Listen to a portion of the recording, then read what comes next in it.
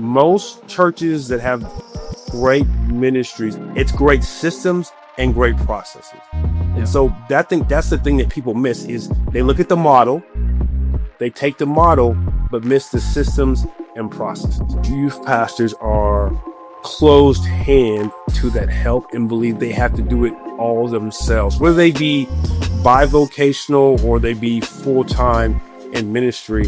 And it's almost like they're just like, hey, it's all on me. And in truth, you can't do it all on you. And so first of all, you just have to realize is that, hey, we're in this together and I shouldn't carry the weight by myself. Youth pastors have to be content creators. Do they have to be assistant coaches? Do they have to be, spiritual fathers and mothers? If we're boiling down youth ministry, just a few basic functions or outcomes, how do you guys think about that? There are a lot of moving pieces to youth ministry. I used to say it this way. Youth ministry is just like big people church, because that's what we say when you're in youth ministry. We call it big people church or adult church. The difference is the giving's just not as good. All right. Well, welcome to the Amazing Student Ministry Podcast. This is for parents, pastors, and practitioners, talking all about discipling Gen Z and Gen Alpha through the lens of organized student ministry happening at church. And today, my guest is one of my personal favorite people, Vince Parker. He is been in the youth ministry game way longer than the averages of staff tenure. He's leading at a high level at Life.Church, based in Oklahoma City, Oklahoma. And I'm very excited to talk about student ministry today. Vince, before I start grilling you to help our friends listening and watching just become better student pastors, become better parents and practitioners for young people, can you just give us just briefly a bit about you, where you come from, what you're doing now, and just a little bit about your personal and professional life? Sure. My name is Vince Parker. I live in Oklahoma City, Oklahoma. I have the honor and privilege of being on staff at Life.Church for 17 plus years. I currently oversee our youth ministry and our internship program. Truly an honor and a blessing. I have the most amazing wife, and I'm currently in the plants. So if you want to talk about plants, running, youth ministry, internships, hit me up. Let's go. Let's go. We'll have to do a whole maybe episode of this later of ministry-based plant analogies. I got a lot of them. Let's go. I got a lot of them. So let's do this. We seek to be just highly practical on this. Can you just give us a size? A lot of people know about Life.Church. They know about YouVersion Bible app. Just a couple months ago, celebrated 2 billion downloads. Praise God. So cool to see, Christianity and the Bible represented in places like Times Square. Just love everything that's happening there. Maybe just give us a bit of the scale of the student ministry, just to give us some ideas on where you guys are at now and kind of why you're building some of the systems. So amount of leaders, amount of students, maybe even like a lot of people might not even know the weekly structure of Switch. Yeah, I'll kind of break it down. So our student ministry meets pretty much every Wednesday night. Doors open at 6:30, and we go to 8:30. Every week we ask our youth pastors to have message, worship, and small groups. So those are kind of the key structures of our church. Life.Church is in 11 different states, and we have 45 locations. We recently just celebrated 30 years as a church. God's been doing some amazing things, and so we just celebrated 30 years of what God's been doing. And to give you an idea, some locations are 30 years old, and currently some locations are less than a year old, and some locations are currently on the way to coming up. So everyone at all point in time is always at a different context. And so just being in 11 different states gives you a different context. We're in technically 4 different time zones. And so we have locations that range from 20 kids and 20 leaders to locations that have 800 plus kids and a couple hundred leaders. And so context just depends on where they're at what point in time. And this is maybe debunking some of the this idea of, it's a mega church. What can I learn from a mega church? But really what you just revealed is that, like, in theory, you're helping oversee all sorts of different stages of church. And even the term mega church is one that you guys have an interesting relationship with. You want to talk about some of how that phrase and church size is talked about within your guys' organization? Yeah. So we like to say we're not a mega church, we're a micro church. Each of our locations are different size, different context, different locations. The beauty of what we do is we truly believe that we are still small enough to reach the one, to care about that one individual who walks through the doors and has a story, to care about that one student who walks through the doors. And we want to make sure that that person is known, that person is seen, that they have a chance to not simply just share their story, but that we get to intersect and be a part of their story and walk and grow with them. Part of the ability for us to scale the way we are doing is a lot of this central work helps give our youth pastors on the ground, on the front lines, the time to have more relational ministry by some of the work that our central teams, the central team that I work on for youth, does to help them prepare for that. Now, the idea is that we're not removing the local context, because what's happening in Amarillo, Texas is much different than what's happening in Albany, New York. And so we want to make sure that we still give them the freedom to do the things that apply to their local context, but at the same time, how we grow and how we scale on some of the things that we do applies to what I believe, for the most part, what most youth ministries should be doing. Yeah, and I know that for some, the relationship between central and campus and multi-site is a very real part of your life, and for some, you're like, I can't even imagine that. Well, maybe we'll have to have Vince do some kind of exclusive video call or webinar with our multi-site friends, because he's helped me just have some great thoughts about that. So, Life.Church is doing a lot of amazing things. And so there's a lot going on in the church, and then there's a lot going on in our world. Youth pastor, social media. I mean, everything's just being shot at everyone. And I know for me, you can just wake up and just feel like, man, we have to solve so many problems, and how do we do it all? And we can feel overwhelmed. And do youth pastors have to be content creators? Do they have to be assistant coaches? Do they have to be, spiritual fathers and mothers? Are they the best preachers?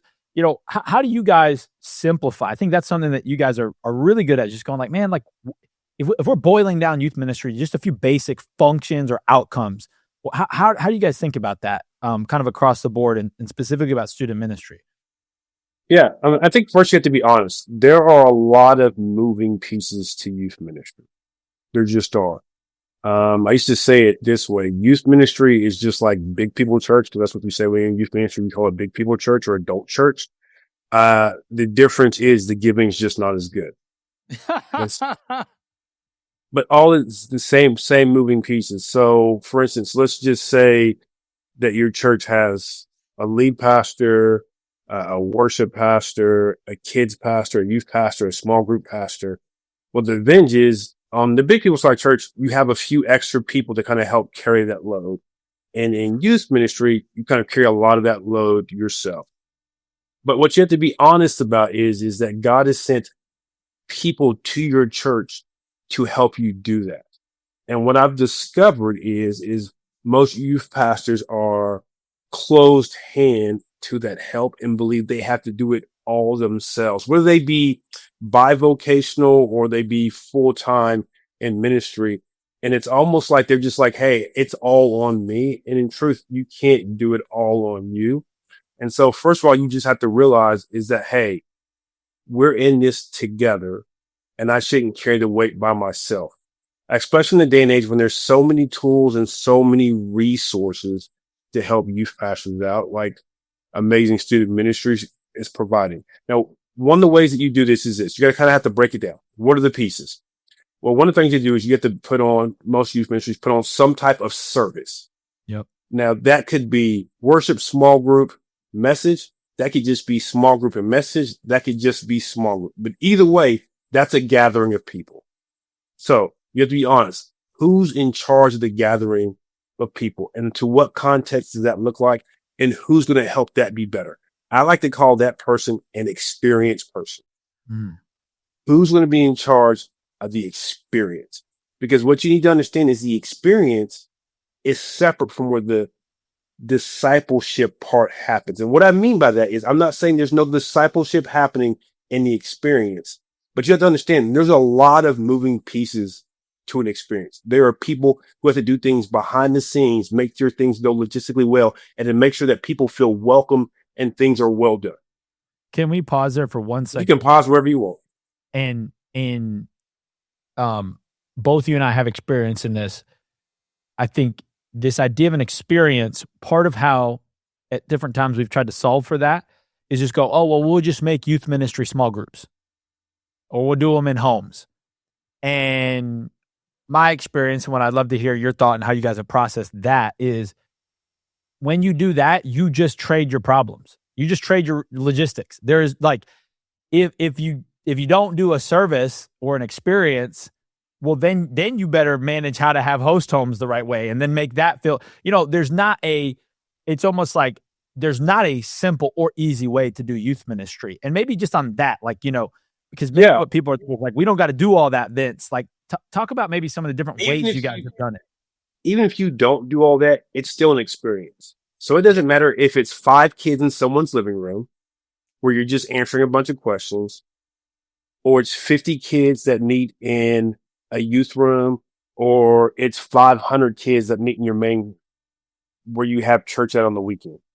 Those are all experiences. Essentially, it's this, where people gather together who normally don't know each other, who hang out. If I were to invite 5 people to my house to watch a football game, right? That's going to be an experience. And so if when you show up, I act like I didn't know you were coming, I didn't clean up, I didn't provide any food, I didn't provide any drinks, I didn't do any of that, there might be a game on TV, but you still had a bad experience because I did not host you well.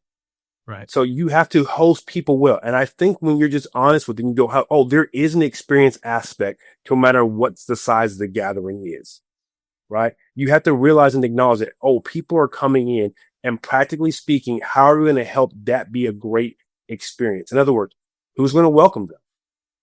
It doesn't matter if it's 5 people at a house. I still think if parents are dropping kids off at someone's house, there should be someone outside to talk to them, to greet them, to make them feel like, this is a safe place for my child to be. Right? You just can't assume that like you need that. Again, it doesn't matter. 5 kids, 50 kids, 500 kids. You need to make them feel safe. Part of the experience, what are we going to do while we're here at this time? Because someone has to think about, 5 people, and let's just say, I don't know why I would, but you plan 3 hours of time. What are 5 middle school boys going to talk about for 3 hours? You've got to figure this out. So if they leave there going, how was it? I don't know what we just kind of stared at each other, right? No. What's going to happen if the first time they show up, no one wants to answer these questions? Yep. Right. Again, you have to think about that from an experience standpoint, because what is happening is an experience, whether it be small scale or large scale, it's still an experience.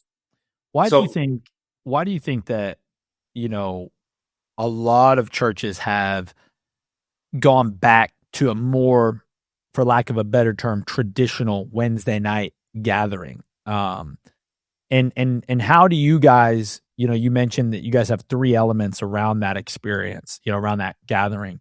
How do you guys kind of keep it fresh, or keep it, I would just maybe your guys' philosophy on that Wednesday night? Because I think people either have 2 main ideas in their heads of Wednesday night youth. They either think of old school 90s youth. It's a few of us, there's pizza, it kind of smells bad, it's kind of weird, but it's good memories, good vibes. Or they're you guys are just playing dodgeball the whole time, and there's lasers and and I think that there's a lot of churches that are finding just a healthy rhythm between, all of it. So firstly, why do you think that a lot of churches have we've just, I almost feel locked in on hey, Wednesday nights, youth ministry, it's kind of what we do. And then secondly, how do you guys approach philosophically and even practically that part? Yeah. For us, gathering students as a church is key. Giving students a space where they can feel where they belong, where they can invite their friends, and having an environment that is more conducive to the things that they experience in life. And so, like I said earlier, context matters. Not every one of our locations does the exact same thing on a Wednesday night. They all do worship, they all do message, and they all do small groups. But we have some locations that don't do any kind of game or traditional fun experience from the stage. I'm not trying to say that their youth ministry isn't fun. They just don't do that typical thing you might see at camp. And then we have some that do it every single week. But again, context matters and the environment of where they're at matters. Now, why do people do something different? Here's what I think, and I could be wrong, but when something isn't necessarily going the way people think it should go in youth ministry, the idea is the whole thing needs to be blown up. Mm. Or, hey, look at that model over there. Let's try that model. That model is working for them. It should work for us. And I think the thing that people miss in that when they try models is for everyone's context is not the same.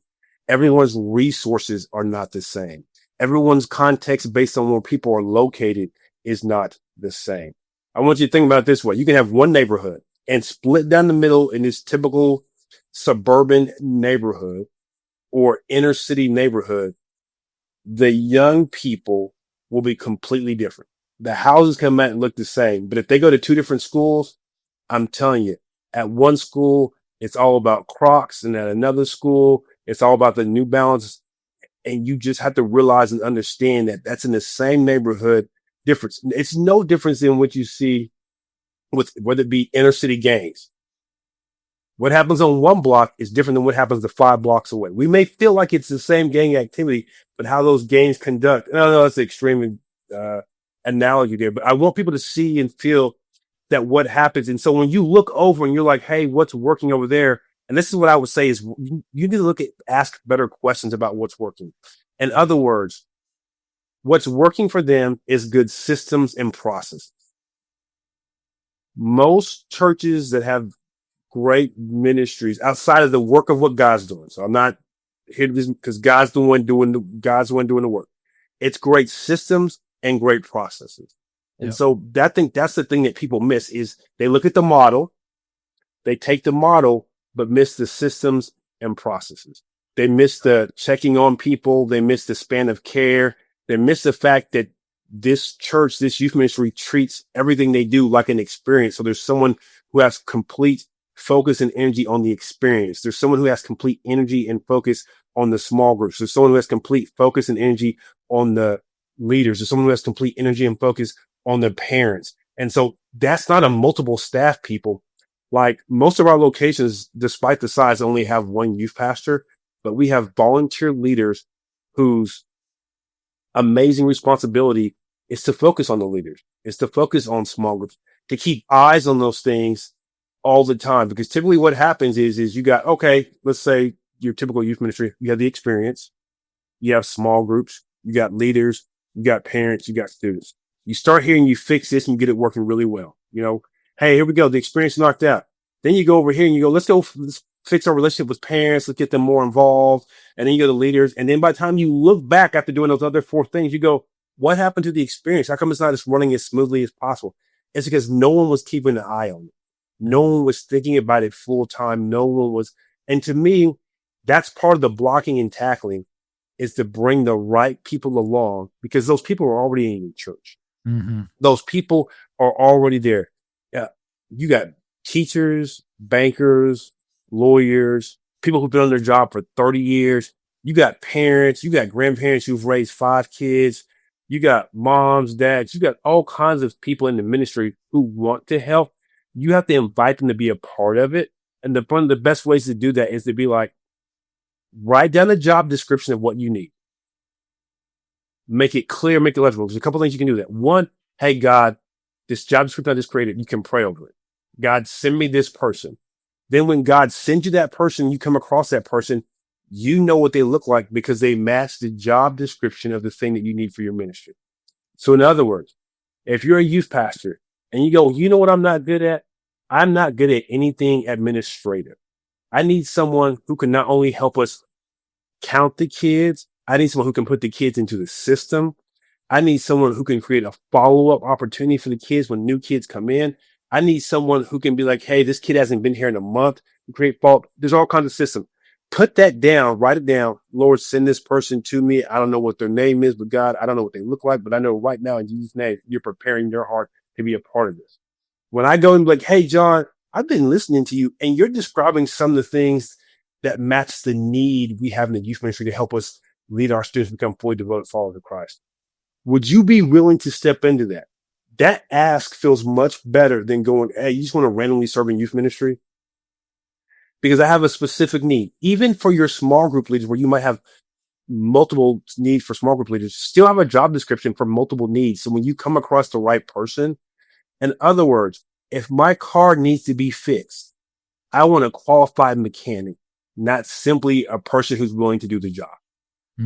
True. And I think in youth ministry, sometimes we can be so desperate for people that we'll insert them in roles wherever. And it's like, no, the beauty of blocking and tackling for football is there are specific roles.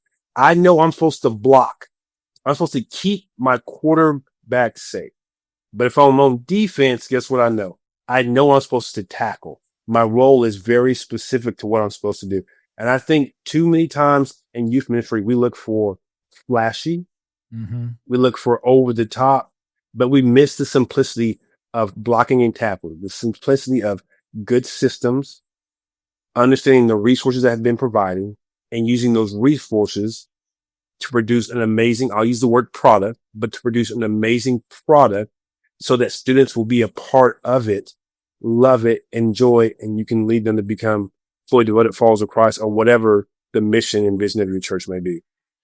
When you travel, between your different locations at Life.Church, and then you also travel quite a bit around the country and around the world, what are things when you see them happening in a youth ministry, in a volunteer meeting, what are the things that make you go, oh, they got it?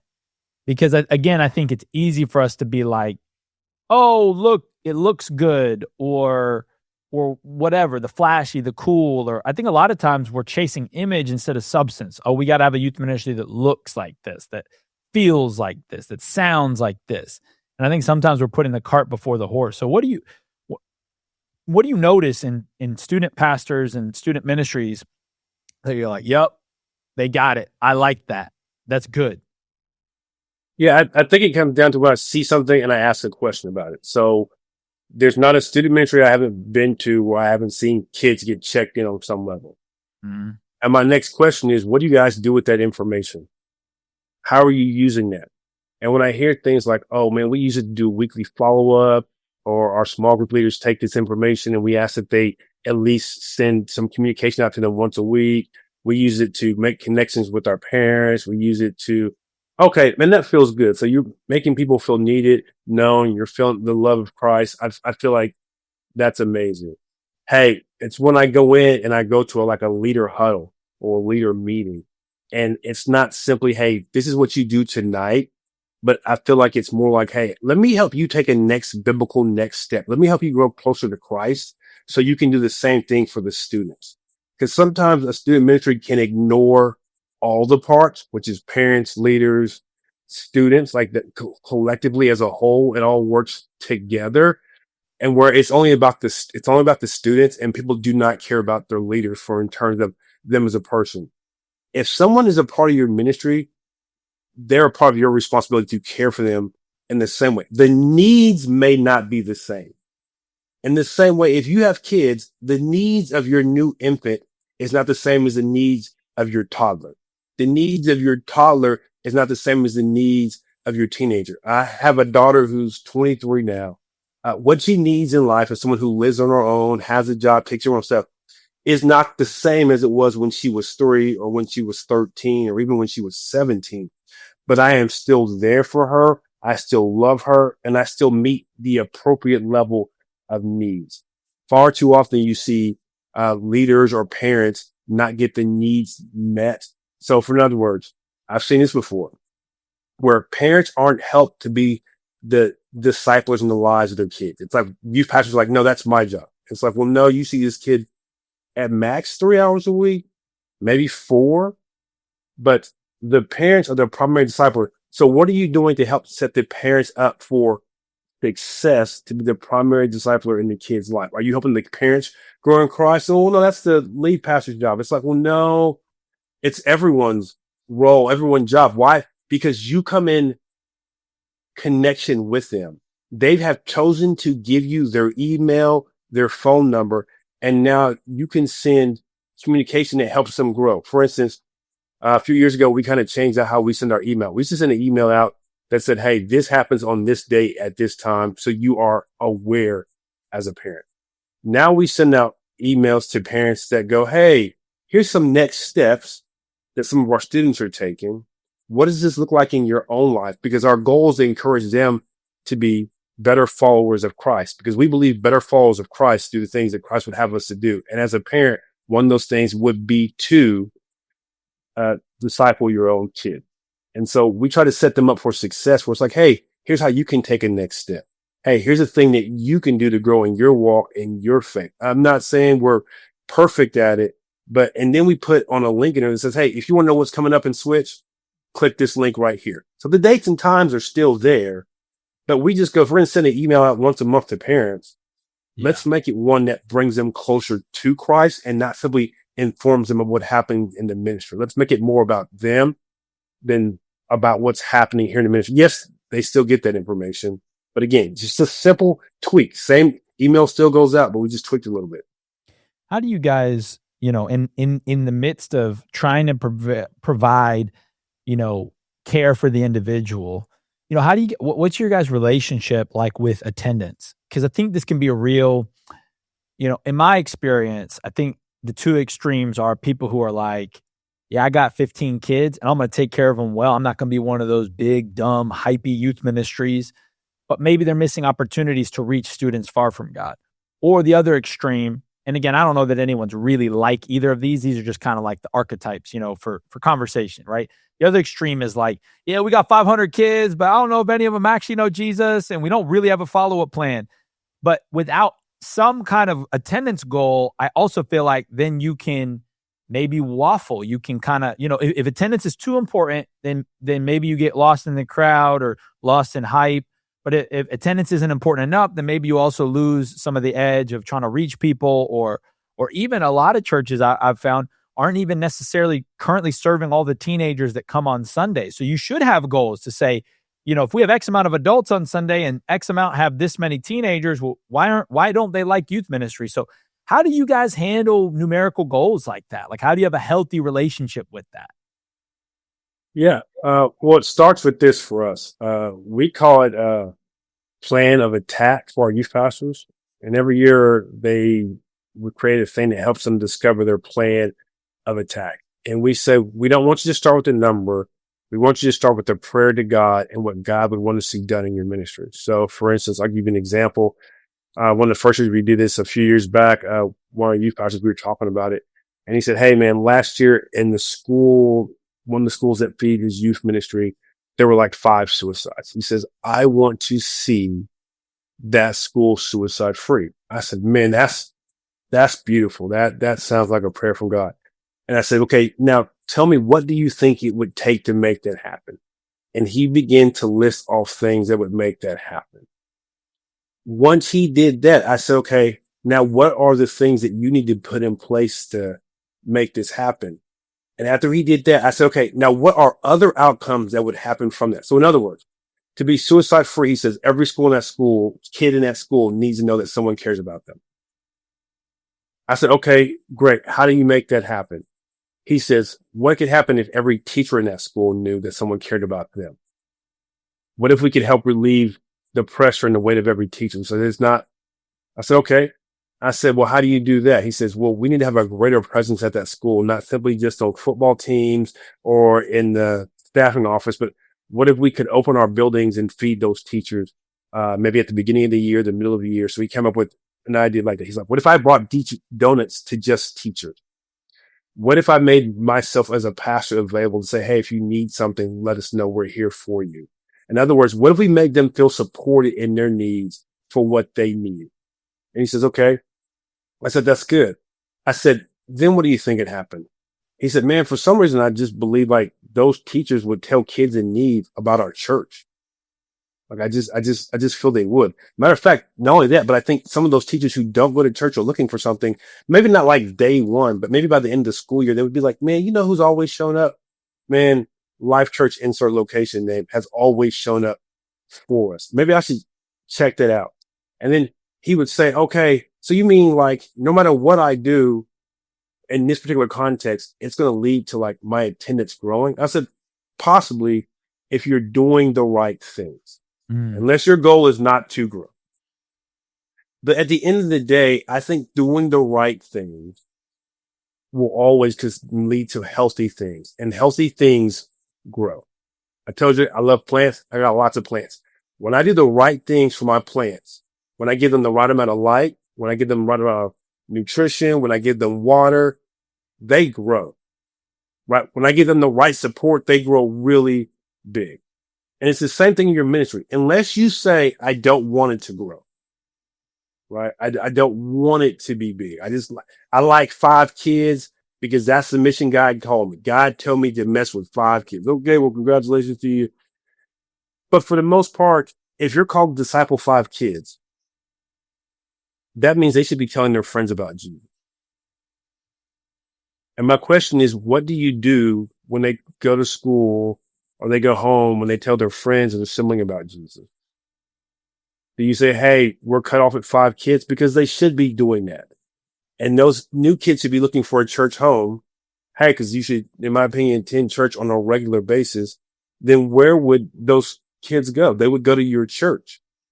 So by definition, even a small amount of students reaching their friends, 5 kids eventually in a year have probably reached 5 more kids.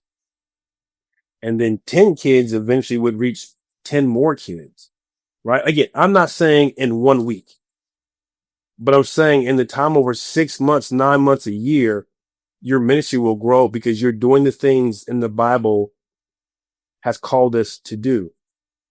Versus, again, I'm just talking the extremes, like you said, the extreme. I have 500 kids and our goal is to reach numbers. Well, here's the deal.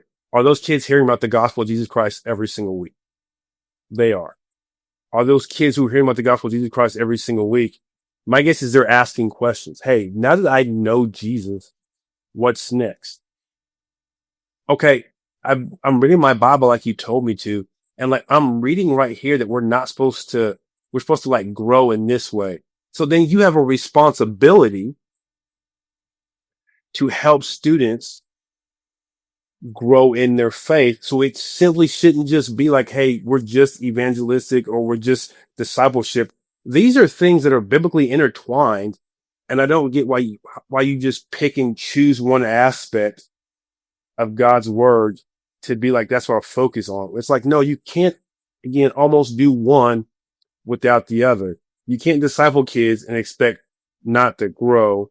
And you can't give people an evangelistic fire to want to reach others, but not help give them the support and the resources and the things they need. In other words, disciple them so that they, as they grow in their faith, as they go in a relationship with Christ, they're going to want to sit down and read God's word. They're going to want to sit down and ask each other questions and challenge one another and do things to care for the orphans and the widows and those without need, because they can't help it. Because either way, you find yourself in God's word. You find yourself going, oh, this is what I should do. So to me, the only way to exist in these extremes is to intentionally push everything else away, which would, to me, would be like, I'm going to push away part A of the Bible or part B of the Bible or C or D. But I think that's why you're seeing a lot more kids who are gathering, like if you talk to our friends at Alpha, who are going, hey, I feel like these are things we're supposed to be doing, so we're just going to go do them on our own. Yeah. Right? Like you see there's like a lot of even nonprofit groups that help kids start clubs in school, help them put on activities in the parks. There's groups like who Alpha's been doing it for years where they're like, oh, hey, let me help you introduce your friends to Jesus. So like there's been people kind of filling in gaps over certain areas where it's like, oh, hey, because here's the deal. Those are things you're supposed to do. Yeah, and I think you said it so great. I think when you look at the end of the Gospels and the beginning of Acts, there is an unavoidable tension that whether we like it or not, God is almost calling us to reach and care for people beyond our means. You know, Jesus said, go into, he didn't just say, hey guys, like if it was me, I would have been like, hey guys, just stay in Jerusalem for a little bit and like, just focus on here. Just try to figure it out here. So then you can, and he's like, not actually be here, but go into all the world and Yeah. don't just reach them, also teach them. And he's saying do both, like you're saying. And then in Acts, Peter, to the best of our knowledge, this is the first time he's really operating in ministry mode since he fell away from Christ. And the first time he's doing it, 3,000 people come to Christ. I mean, just if on a, I mean, and I've been a part of big churches my whole ministry career. I mean, dude, if attendance is up 30 people, you feel it. You know what I mean? Imagine 3,000. And so I think that's so true. Just in our time and just the last few minutes, I think this idea of plan of attack, I think this idea of focusing on the individuals, I think this idea of, looking at systems and processes, spelling out roles, I imagine these are all part of what is a plan of attack. Maybe if you could just pretend, Vince, that each of us listening or watching, we're one of the people on your team, like what are just some best practices for a plan of attack and why is it so important? Just as we wrap this up, what everyone's doing, it's easy for us to just get, and you know this about me and everyone listening and watching will eventually know this about me. I can just see everything. And the fact that I see everything is why I do nothing in certain seasons of my life. And honing in and having a plan of attack is just so key. And I think could serve so many pastors. So maybe just coach us through how you would coach through someone on your team. How do we create a plan of attack for student ministry this season? Yeah, I'll make it real quick, real efficient. First of all, it's when what's the goal? Like where do you want to see? What do you want to do? And it could be anything. You could be like, you know what? I want to tell 100 kids about Jesus. And you're at 10 kids. You're just like, I feel like God's calling me to tell 100 kids about Jesus. It could be, hey, I've got 100 kids, but they're not active in the community. I want 100 kids active in the community. It could be, hey, I want to see my community suicide free. It could be any of that. From there, essentially what we're going to do is we're going to reverse engineer what it takes to get there. Let's just say we'll start with 10 kids. At the beginning of the semester, you have 10 kids and you're like, okay, plan one. You need an environment that can sustain 100 kids. Do you have space? Yes, I do. Okay, great. Amazing. Okay. Is your environment currently good enough for 10 kids? Like, do they really want to be there or do you need to build it out? What's missing? Like, let's get things in place. Let's create systems and structures that simply aren't good enough for 10 kids, but let's create them that are at least good enough for 30 kids. And then when we get to closer to 20 kids, we'll build them for 50 kids, right? Now you can go ahead and build them for 100 kids, but then, hey, what you can't do something. You need to recruit the right leaders, not just any leaders, the right leaders. Again, if your washing machine breaks, you don't want the willing, you want the willing and the able. Yeah, right. Okay. A qualification to be in the youth ministry isn't you show up every week. Yeah. Right. Like, in other words, if you are in debt, I need Dave Ramsey to help me out. I don't want the broke guy to help me out. Right. Just be willing. Right. So again, goal. What systems do you need to achieve that goal? What structures or what people do you need in place? Then how are you going to measure it? So what's the measurement? If your measurement is number of people who show up, that's pretty easy to count the people. Right. But then also what people miss every time is what adjustments are you going to make? Too often people have a plan, which you need, but they never make adjustments. You need to make adjustments to be intentional about the things that you are doing. Because if you do not make adjustments, things will happen and you'll find yourself going, I don't know what to do, or it's not working. It's like, no, you need to make a slight little tweak. Like, for instance, hey, you had this idea to reach 100 kids to go from 10, but you never told anyone else about it. Yeah. Remember, you should have told someone else about it. Oh, you did tell the people, but you told them once. Maybe you should tell them every single week. Oh, it turns out you did tell them every single week. Turns out that your kids don't know how to invite people to church. They're just really shy and they've never practiced the art of inviting someone to church, right? Or maybe you got some kids who've invited before, but they're dealing with rejection. So how do you help them learn how to get past the rejection? Again, little tweaks that you might need to make. So if you can follow those simple things, you'll get to where you need to be. It's not about, hey, who's the shinest, who's the brightest. It's about starting with, man, you've been praying to God. What's he saying? Where do you want to go? That might be a number. That might be something more specific, right? And then it's like, hey, okay, what systems and structures do I need in place to make this happen? And then once I have the system structures, what are my resources? Am I correctly using my resources? Time, finances, people. Like, how am I truly using that? And then again, how am I making adjustments to things I've been given to reach my goal or my plan? At the end of the day, I mean, reach out to me. I promise you, I've walked many people through creating plan of attacks. I'll help out anybody at any time. All right, last question. Thank you so much for being with us today. You travel a lot. Life Church has a global and national influence, so many locations. What's just something you've seen recently in student ministry, like, wow, that's cool, or wow, that's special? Maybe something specific, a specific story, something that a church is doing, just something big or small. Literally could be the way that someone used a data report, to something that someone's doing at a high school, to some creative someone's doing. When it comes to practitioners, you have just such a great lay of the land. What's something that's just making you feel optimistic, happy, excited about student ministry right now? Yeah. Practically speaking, anytime the church, the youth ministry is walking hand in hand with students to help them further the kingdom of God. Mhm. I'll give you a few examples. One would be any church that's helping students start clubs in their school, right? There's a lot of different ones. I don't need to list them all, but where it's like, hey, your school is your battleground. You can win your school for God. You can help prevent suicide. You can talk about Jesus. Let us walk with you and help you do that. Or maybe a church goes, hey, what issues do you guys care about? It could be racial injustice. It could be human trafficking.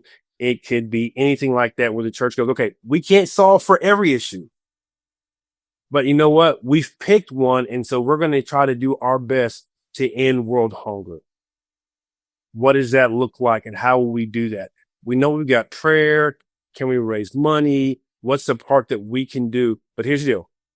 Not by yourself, with the students, right? Because what we need is, too often we try to do these generational handoffs like a baton and a relay race.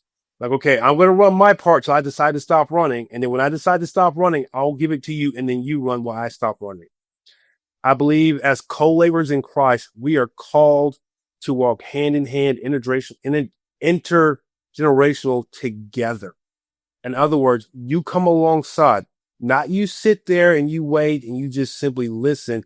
But oh my goodness, you might only know Jesus for 1 week. Well, guess what? You have something you can offer someone who doesn't know Jesus at all, who just met Jesus yesterday. Oh, you see a problem that would bother Jesus? Oh, guess what? You truly can do something about it. And guess what? I have the wisdom or the resources or the time or the finances to help you with that and walk with it. So any church that I see who is not simply saying, come here, sit down and listen, but who's also saying, come, sit down, listen. Now let's go change the world for the kingdom of God together. Gets me pumped and excited every single time. I love that. Well, thank you so much for being on. We'll link to Vince's. That's an honor. Thank you. We'll link to Vince's socials in the description. And I just, encourage everyone, the enormity of your current situation or problems, is the thing that might take you out of dreaming bigger or correcting what needs to be corrected. But I think what Vince laid out kind of cuts through the noise of either the person who dreams too much or the person who dreams too little, the person who's stuck in dream mode or the person who's stuck in, the problem or depression. And that's what I love about the spirit of their church and of their pastor and of Vince, of just like, I feel like anyone in any kind of ministry could apply this, make a plan of attack, care about the one, figure out systems and processes, create volunteer roles that actually tell people what they're doing, and allow people to find themselves in a specific role, partner with students in kingdom projects. I think this is awesome. And so I'm very encouraged. Feel like there's a lot of really good handles. So much love to you, Vince. And God bless you all. The ministry that's happening at Switch, at Life.Church, around the country and around the world. And to everyone watching, we love you so much. We're praying for you. And thank you for being a co-laborer with Gen Z, Gen Alpha, and helping this generation and the next generation know all about Jesus. Have an amazing day. We'll see you.